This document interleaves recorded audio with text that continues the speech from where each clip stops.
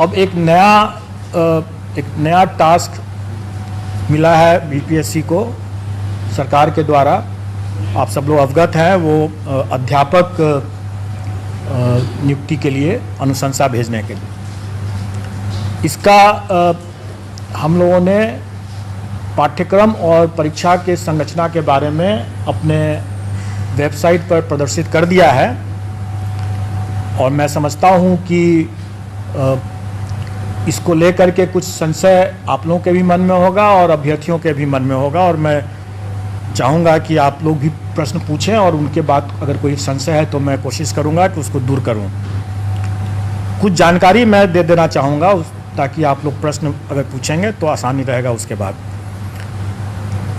Total पद जो है वो प्राथमिक विद्यालय के लिए 79,943 है, जिसकी अधियाचना आयोग को प्राप्त हुई है। 79,943। उसके बाद माध्यमिक विद्यालय के लिए 32,916, 32,916, और उसके बाद हायर सेकेंडरी के लिए 57,602, 57,602। टोटल होता है 1,70,461, 1,70,461, जिस 61 आप लोग भी टोटल कर लेंगे। अब इसमें जो अर्हताएँ हैं वो सरकार के नियमावली में दिया हुआ है, और जहाँ जहाँ वो मिसिंग होगा वो सरकार के निर्देश पर और सरकार के साथ आयोग की बैठक, संयुक्त बैठक में जो निर्णय लिया जाएगा उसके अनुरूप वो होगा। और वो विज्ञापन के समय जब निकलेगा 1-2 दिन में मैं समझता हूँ कि विज्ञापन भी हम लोग निकाल देंगे। वैसे मैं बता दूं मोटा मोटी तौर पर कि प्राथमिक विद्यालय के लिए जो न्यूनतम अर्हताएँ होंगी वो inter pass plus CTET plus diploma in elementary education या बीएड अगर किया हो तो वो होना चाहिए। माध्यमिक विद्यालय के लिए graduation plus state STET plus BEd, और हायर सेकेंडरी के लिए पोस्ट ग्रेजुएशन होना है और स्टेट और बीएड होना है। डिग्री मतलब graduation plus state plus BEd. और इसमें जो नियमावली के हिसाब से ही जो लोग वर्ष 2012 के पूर्व के जो होंगे, जो नियोजित हैं, उनके लिए टीटी मतलब टीचर्स एलिजिबिलिटी टेस्ट से वो उनको एग्जेम्पशन है। हाँ, तो ये हुआ। उसके अलावा फिर एज रिलैक्सेशन भी है उन लोगों के लिए, वो सारा चीज़ नियमावली में पहले से दिया हुआ है। वही चीज़ विज्ञापन में हम लोग रिपीट कर देंगे। अब जो हम लोगों ने जो पाठ्यक्रम निकाला और जो उसके लाइट में लोगों को जो जिज्ञासा या संशय है, थोड़ा मैं उसको दूर करना चाहूँगा।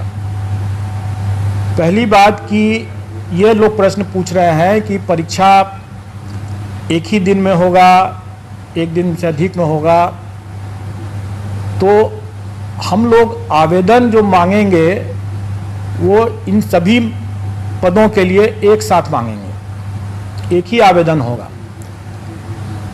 मतलब कहने का है कि एक कैंडिडेट अगर वो योग्य है तो वो प्राथमिक के साथ साथ वो हाई स्कूल के लिए भी और हायर सेकेंडरी स्कूल के लिए भी, तीनों के लिए वो अप्लाई कर सकता है। एक साथ अप्लाई एक साथ कर सकता है, और जब हम अप्लाई करने की जब हम उसको सुविधा देंगे, क्योंकि उसका हक भी है, अगर वो योग्य है तो तीनों में अप्लाई कर सकता है, तो स्वाभाविक है कि हम उसको तीनों के लिए परीक्षा में उत्तीर्ण होने के लिए भी हम उसी हिसाब से परीक्षा की तिथि को रखेंगे, ताकि अगर वो योग्य कैंडिडेट है तो वो तीनों परीक्षा में अलग अलग तिथि पर वो भाग ले सकता है। अब हम आते हैं पाठ्यक्रम के बारे में। पाठ्यक्रम या और परीक्षा की जो संरचना है वो हम लोगों ने इस तरीके से डिसाइड किया है कि एक पेपर जो होगा वो क्वालिफाइंग नेचर का है और वो भाषा का पेपर जो है वो क्वालिफाइंग नेचर का है। उसमें उसको सिर्फ पास करना है, उसका मेरिट में नहीं जुटेगा वो। उसमें भाषा में 2 सेक्शन रहेगा, एक सेक्शन अंग्रेजी है जो सबको करना है और दूसरा सेक्शन में विकल्प है, मतलब कि वो हिंदी, उर्दू या बांग्ला। क्योंकि हमारे पास जो पद आए हैं प्राथमिक में, उसमें बांग्ला के लिए 148 पद है, उर्दू के लिए 12,729 पद है और बाकी जो प्राथमिक के जो बाकी हैं वो सामान्य मतलब हिंदी के हैं। ये सब जो क्वालिफाइंग वाला जो मामला है जिसमें 25 मार्क्स का अंग्रेजी और मैं आपकी जिज्ञासा को जल्दी ही शांत कर दूंगा। 25 मार्क्स जो रहेगा वो, और सभी एग्जाम जो हमारे हैं वो MCQ बेस्ड है, मतलब कि ऑब्जेक्टिव टाइप के हैं, मल्टीपल चॉइस क्वेश्चंस रहेंगे। और क्वालिफाइंग नेचर का जो पेपर भाषा का है उसमें अंग्रेजी 25 नंबर के रहेंगे, 25 प्रश्न, और हिंदी या उर्दू बांग्ला जो रहेगा वो 75-75 का रहेगा। उसमें से कोई एक चुनना है उनको, मतलब टोटल 100 नंबर के 100 प्रश्न रहेंगे और पूरे पेपर में उनको 30% मतलब कि 30 नंबर न्यूनतम लाना होगा, तभी वो पास करेंगे, नहीं तो वो परीक्षा से, प्रतियोगिता से बाहर हो जाएंगे। इसमें जो लोगों को जो जिज्ञासा है कि पहला कि क्या 30% अंग्रेजी में अलग और हिंदी में अलग लाना है, तो ऐसी बात नहीं है। संयुक्त रूप से उनको 30% लाना है, मतलब 30 नंबर लाना है। लेकिन मेरा यह मानना है कि ऐसा नहीं हो सकता है कि कोई शिक्षक हों और वह सड़क पर अगर चल रहे हैं और सड़क पर जो रोड पर जो साइनेजेस रहता है वो अंग्रेजी में भी रहता है, तो उसको न पढ़ सकें, वो शिक्षक क्या हुए? जो राह चलते हुए जो रोड के जो साइनेजेस है उसको अंग्रेजी में अगर लिखा हुआ है तो उसको भी न पढ़ सके हैं, तो क्या वो अच्छी गुणवत्ता के शिक्षक हुए? इसलिए हम लोग प्रश्न के स्तर को हम लोग इस तरह से रखने का कोशिश करेंगे कि हम उनको, अंग्रेजी जरूर सरल रहेगा, कठिन नहीं रहेगा। हम मानते हैं कि यहाँ पर हिंदी भाषी प्रदेश है तो अंग्रेजी का प्रश्न कठिन नहीं रहेगा, लेकिन इसका यह मतलब हुआ कि हिंदी का भी प्रश्न सरल नहीं होगा, क्योंकि अगर हिंदी का प्रश्न भी सरल हुआ और अंग्रेजी का प्रश्न भी सरल हुआ तो सब हिंदी ही देख करके निकल जाएंगे। इसलिए थोड़ा हम लोग भी दिमाग लगाएंगे और मैं चाहूँगा कि अभ्यर्थी भी थोड़ा तो अंग्रेजी भी पढ़ ही लें, ताकि वो शून्य ना हो अंग्रेजी उनका, क्योंकि शून्य से अगर फिर वो आगे नहीं बढ़ पाएंगे, राह चलता वो साइनेज भी नहीं पढ़ पाएंगे, तो वो अपने छात्रों को कैसे पढ़ाएंगे। ये रही बात जो हमारे वैकल्पिक जो क्वालिफाइंग नेचर के जो भाषा का जो पत्र है उसके बारे में मैंने बतलाया।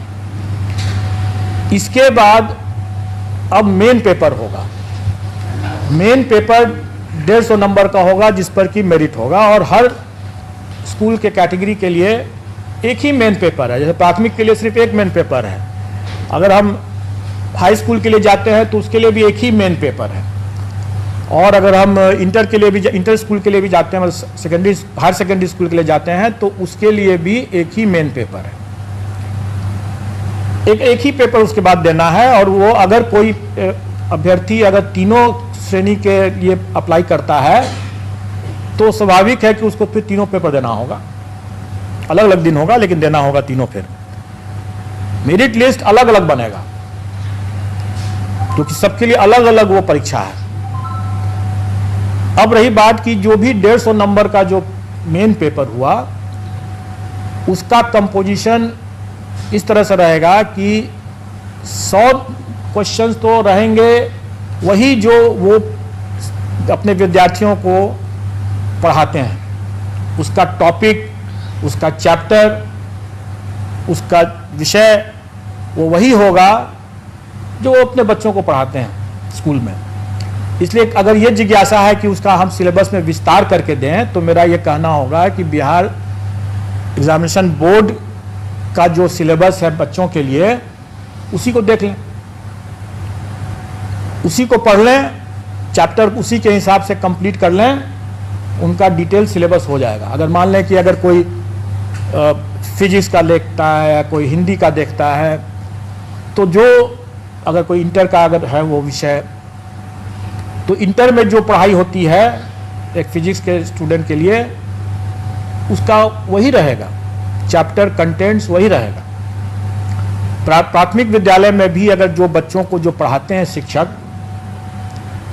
वो वही रहेगा, कंटेंट वही, चैप्टर्स वही रहेंगे। मतलब सिलेबस का जो विस्तार, डिटेल सिलेबस की जो लोग मांग कर रहे हैं, वो करना जरूरत नहीं है, क्योंकि अगर उसको देखना है तो अपने बिहार एजुकेशन बोर्ड का सिलेबस बच्चों का उठा कर देख लें और उसी की पढ़ाई कर लें। अब रही बात कि शिक्षक हैं, वो बच्चों से उनका ज्ञान ज़्यादा होना चाहिए, बच्चों से उनका स्तर ज़्यादा होना चाहिए, तभी तो पढ़ा पाएंगे।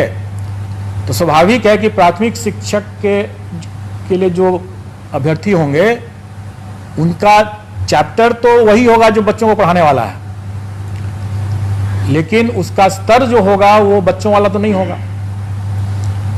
उनका स्तर जो उनके लिए जो, जैसे प्राथमिक शिक्षक के लिए न्यूनतम निर्धारित योग्यता जो है वो इंटर है,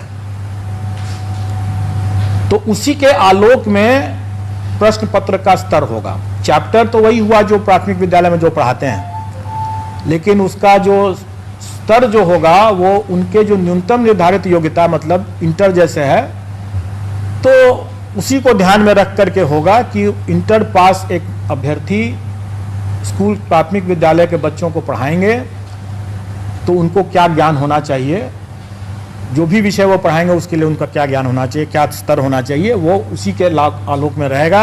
और उसी तरीके से अगर मान लीजिए अगर +2 का अगर कोई शिक्षक है अभ्यर्थी, तो स्वाभाविक है कि वो +2 के विद्यार्थियों को पढ़ाने के लिए उसका स्तर तो उससे ऊंचा का होना है, तो फिर +2 के शिक्षक के न्यूनतम अर्हता जो है वो पोस्ट ग्रेजुएशन का है। तो पोस्ट ग्रेजुएशन का है तो हम लोग उसी के आलोक में कि वो इंटर के बच्चों को पढ़ाने वाले पोस्ट ग्रेजुएट अभ्यर्थी हैं, तो प्रश्नों का स्तर क्या होना है वो उसी के हिसाब से हम लोग तय कर लेंगे।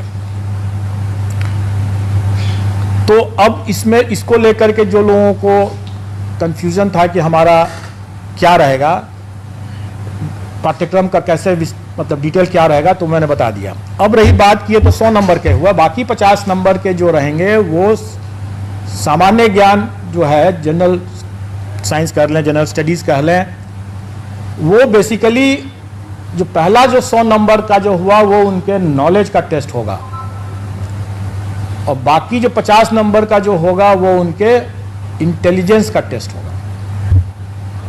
मतलब कि उसमें मेंटल एबिलिटी रहेगा वगैरह वगैरह, रीजनिंग रहेगा और इसी तरह के मिलते जुलते चीज़ रहेंगे, जो उनके कुछ हो सकता है कि सामान्य तरह का जो एक किसी भी जागरूक नागरिक को या शिक्षक को थोड़ा बहुत ज्ञान होना चाहिए सामान्य ज्ञान का, तो वो उसी तरह का रहेगा। वो बहुत ऐसा बिल्कुल नहीं रहेगा कि हम कोई, जो लोग ये आशंकित हो रहे हैं कि हम SDM बना रहे हैं, ऑफिसर बना रहे हैं, ऐसी बात नहीं है।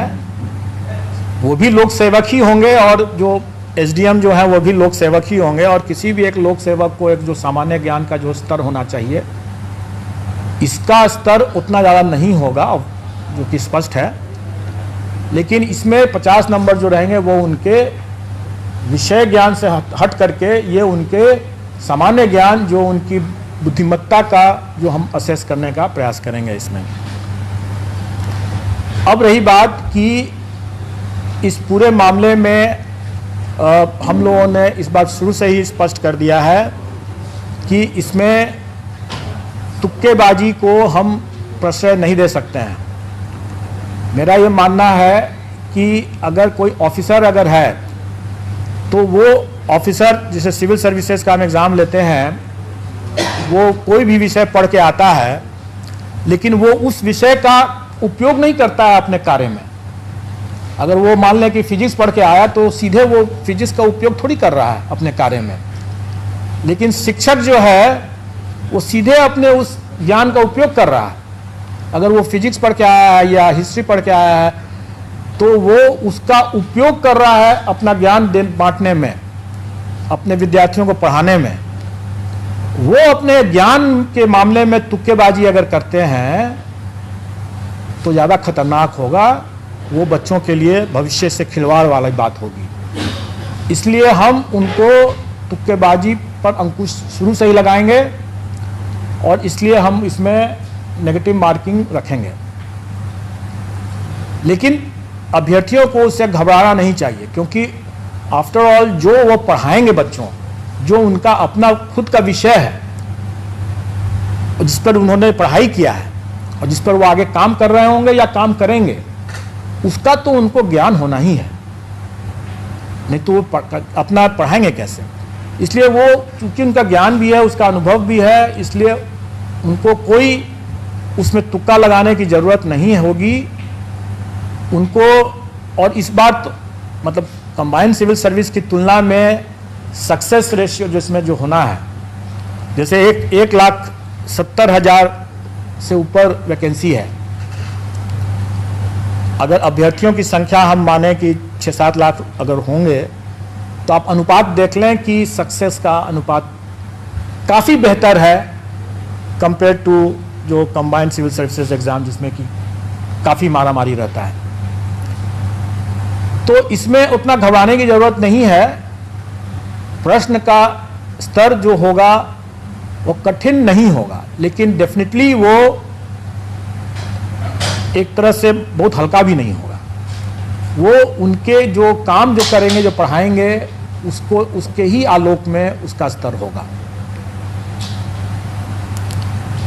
तो नेगेटिव मार्किंग कितना होगा उसके बारे में जो लोग यहाँ पर पहले से जुटे हुए हैं आयोग के संबंध में, नेगेटिव मार्किंग संबंध में, जानते हैं कि अगर 5 ऑप्शन रहेंगे अगर तो 1/n-1 होता है फॉर्मूला उसके हिसाब से। मतलब कि अगर 5 ऑप्शन है तो मतलब कि 4 गलत प्रश्न और 1 सही प्रश्न मिलाकर के 0 होना है।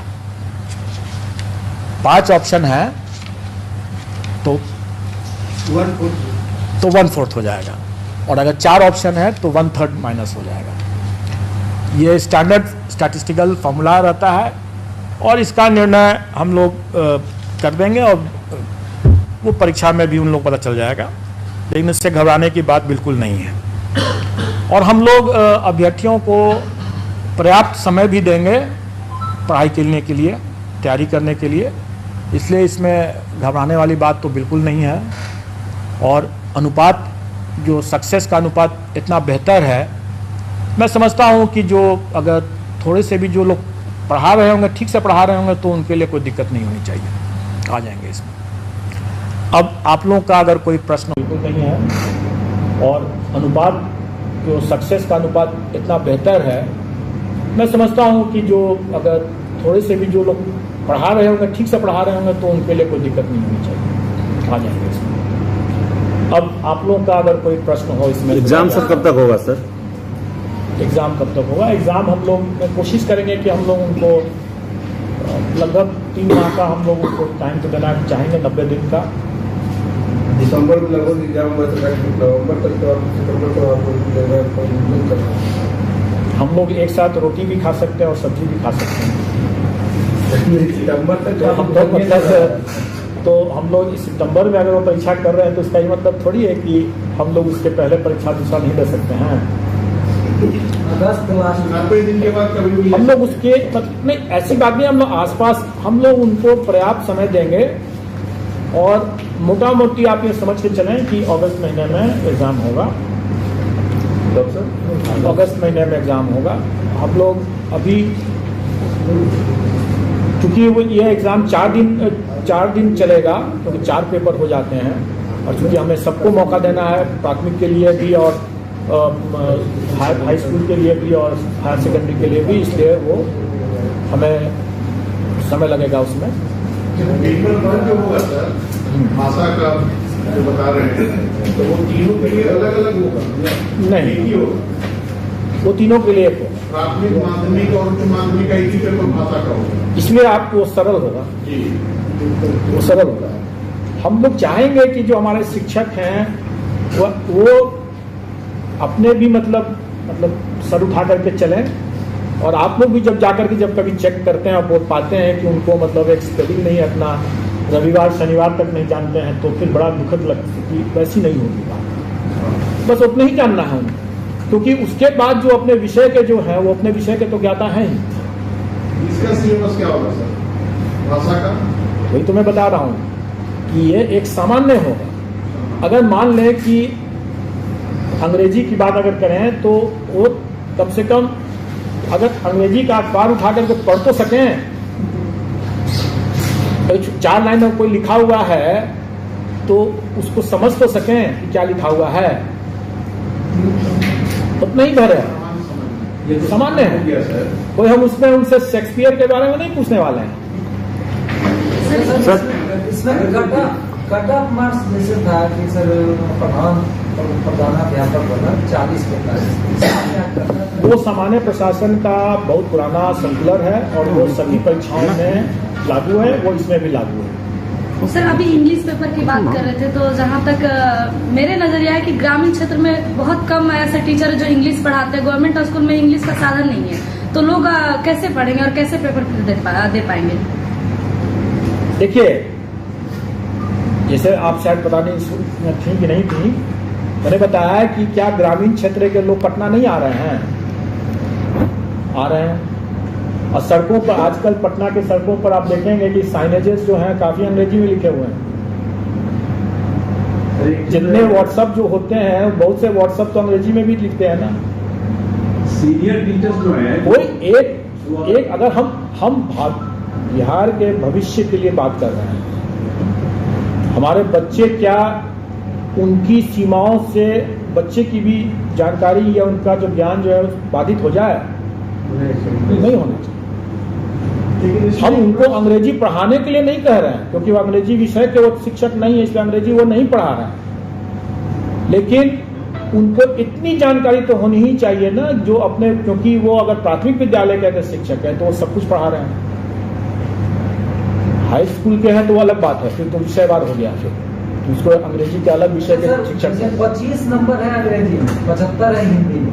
हम अंग्रेजी नहीं बनाए, 75 सिर्फ हिंदी बनाए। आपने सुन, मैंने इसके बारे में जवाब दे दिया है, मैंने इसके बारे में जवाब दे दिया है, इसलिए आप उसको आप समझ लें। सर एक चीज है सर, इसमें कहा जा रहा है सर, जो बीएड और ये सब का जो क्वालिफिकेशन रखा गया, वो ट्रेनिंग से रिलेटेड क्वेश्चन क्यों नहीं सर रखा गया है सर? Good question. मैं बता दूं कि आप तीनों स्तर के, क्योंकि अभी मेरे पास मध्य विद्यालय की वैकेंसी नहीं आई है, इसलिए मैं मध्य विद्यालय के बारे में नहीं बता रहा हूँ, अभी कुछ तय नहीं हुआ है, उसका जब आएगा तो उस समय देखा जाएगा। लेकिन अभी जितने भी स्तर लेवल के विद्यालय के शिक्षकों के बारे में मामला है, सब में देखेंगे कि अनिवार्य अर्हता में सीटेट एस्टेट ये है या बीएड डीएलएड है। ऐसी स्थिति में उन परीक्षाओं में प्रशिक्षण संबंधित कैसे पेडागोजी जो कहते हैं उसके संबंध में, या चाइल्ड डेवलपमेंट के बारे में ऑलरेडी उसकी परीक्षा वो टीचर्स एबिलिटी टेस्ट में दे चुके हैं। तो अब फिर से उसी चीज के अगर हम लेने लगे हैं तो फिर आप ही लोग कहेंगे कि जब उसमें जब ले ही चुके हैं तो फिर इसमें भी वही चीज ले रहे हैं, तो नई परीक्षा की क्या जरूरत है? नई परीक्षा की जरूरत इसलिए है क्योंकि जो अभ्यर्थियों की संख्या अगर 6 लाख है और अगर हम उसमें से 1,70,000 ही को हमको अगर लेना है, तो स्वाभाविक है कि हम मेरिट बेस्ड ही हम सिलेक्शन प्रोसेस करेंगे। अब रही बात की पेडागोजी जो है या चाइल्ड डेवलपमेंट सीडीपी जिसको कहते हैं, चाइल्ड डेवलपमेंट पेडागोजी की बात जो करते हैं, ये ऐसा चीज है जिसके लिए वो पहले से एलिजिबल हो, अपनी पात्रता पहले से प्रमाणित कर चुके हैं। दूसरी बात कि ये ऐसा मामला है कि वो भविष्य में कि वो टीटी करके आए हुए हैं, वो जब स्कूल में जब जाएंगे वहाँ भी और भी अनुभव ज्ञान अभी हासिल करेंगे। उनका उसमें निखार आना ही है।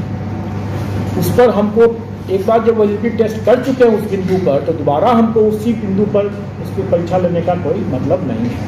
सर पहले क्वालिफाइंग परीक्षा होगा, उसके बाद ये भाषा वाले में आप जनरल तो हो गया, इंग्लिश और हिंदी दोनों होना चाहिए, लेकिन अगर कोई बंगला का स्टूडेंट है या उर्दू का स्टूडेंट है, उसके लिए क्या वो भाषा का क्या? वही तो मैं बताया ना कि हिंदी ऑब्लिक उर्दू ऑब्लिक बंगला। हिंदी ऑब्लिक। अगर प्रश्न पत्र बाइलिंगुअल रहेगा या हिंदी केवल?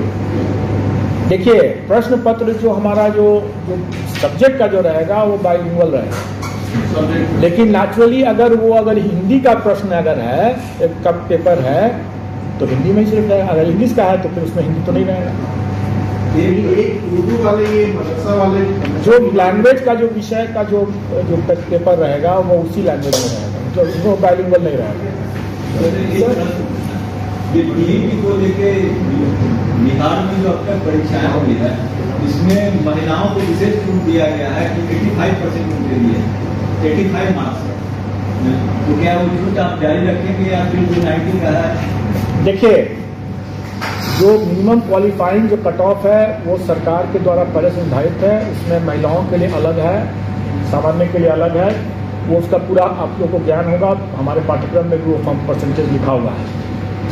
अब रही बात कि सरकार ने इस बार जो नियमावली जो बनाया है, उसमें प्राथमिक विद्यालय के शिक्षकों के लिए शिक्षकों के पद पर महिलाओं के लिए आरक्षण जो है 50% 50% रखा, अन्य में 30% या 35%। प्राथमिक में 50 और अन्य में 35। अन्य में जो पहले से है वो सही है, और प्राथमिक विद्यालय के केस में 50% आरक्षण महिलाओं के लिए। सर ये जो एग्जाम, जो 2 एग्जाम होंगे तो क्वालिफाइंग एग्जाम पहले होंगे, उसके बाद ये होंगे या इससे कोई फर्क नहीं पड़ता है, क्योंकि हमारे जो भी एग्जाम है MCQ बेस्ड हैं और इसका इवैल्यूएशन हमारे कंप्यूटर से ही होंगे, क्योंकि हम हमेशा करते आ रहे हैं। जो लोग आयोग के पास आते रहते हैं या आयोग की पद्धति से वाकिफ़ हैं वो जानते होंगे। मैं 1-2 बातें और बता देना चाहूँगा जो लोग नहीं वाकिफ़ होंगे उनके लिए। पहली बात कि ये MCQ बेस्ड होगा, तो इसमें हम सारा का सारा जो है कंप्यूटर से ही हम इवैल्यूएशन करते हैं। और हम लोगों ने एक नई परिपाटी बनाया है कि जो हमारे आंसर की जो निकलते हैं वो हम पहले से प्रदर्शित कर देते हैं, और उस पर जिसको आपत्ति करनी है तो आपत्ति भी करते हैं 1 बार 2 बार, तो वो इसमें रहेगा। जो हम लोगों ने इतने दरमियान में जो अनुभव हासिल किया है इस तरह की परीक्षाओं को लेने में और जो सुधार किया है, उसका लाभ शिक्षक अभ्यर्थियों को भी होने वाला है। तीसरा इसमें ये रहेगा कि पारदर्शिता बरतते हुए हम उनका OMR शीट को वेबसाइट पर उनको दे देंगे, ताकि वो अपना OMR शीट देख सकें कि उन्होंने क्या किया है। ये पूरी ट्रांसपेरेंसी रहेगी। लेकिन इसके साथ साथ मैं ये भी बता दूं, उनको ये आगाह भी कर दूं कि मैं जो ये सुविधा दे रहा हूं, तो उसके साथ साथ जो पारदर्शिता और जो कठिनाई जो कड़ाई जो की बढ़ती जाएगी उसके बारे में भी जानकारी दे दूं। हम लोग अपना प्रश्न पत्र जो है वो सीधे एग्जामिनेशन सेंटर में अभ्यर्थियों के सामने खोलेंगे। वो कहीं किसी सेंटर सुपरिटेंडेंट के चैम्बर में नहीं खुलेगा, वो पहुंचेगा। और जो लोग यहाँ से पहले से आते रहे हैं वो तो वाकिफ हैं, जो नहीं आ रहे पहली बार आ रहे होंगे, जो उनके लिए मैं बता दूं। और शिक्षक अभ्यर्थी क्योंकि के लिए ये पहला अनुभव होगा, ताकि बहुत पहले जो इस वर्तमान